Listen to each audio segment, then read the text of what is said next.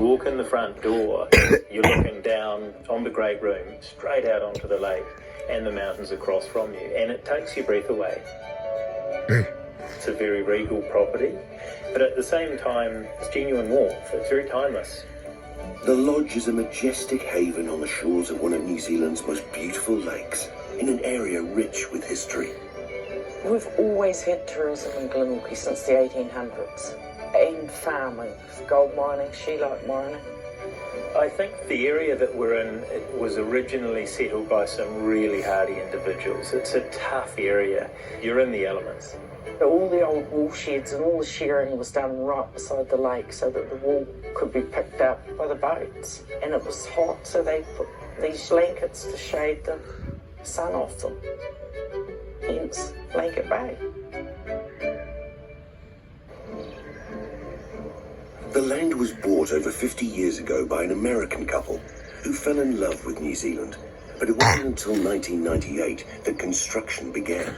Standing on this site when there was nothing here but a bit of bush and bracken, they realised how much of a special spot it was. The building itself, it exudes lodginess, if that's a word.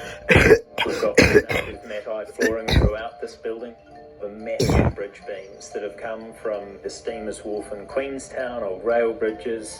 A lot of the stone that was used in it was quarried on site. You look at it now and you wouldn't know how old it is really. And in another 20 years, I'll look a bit older and it'll probably look just the same.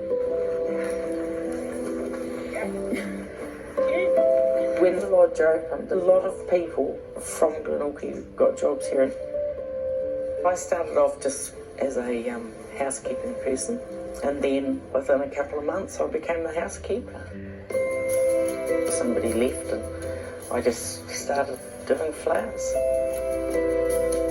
My children are fourth and fifth generations of this area.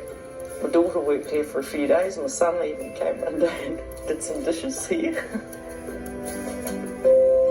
We are responsible for employing about a quarter of the community, and there are a number of staff that have been here since the lodge opened. Their children have then gone on to work here, and so we do have quite a big impact on what goes on in Glenorchy. I trust you, Maricel. I'll do as you say. I'll do as you suggest. Hospitality's come naturally. I think it's got to be part of your soul, part of your spirit. Guests are what make this place operate. It's a big, beautiful building, but without the people and without their stories or their energy, it really is just a lovely big building. Good to see you. Hello, my good. How are you, my dear fellow? Good. How are you, Woody? G'day, Woody. How are you? I was just saying, if you can't make it to the West Coast, we'll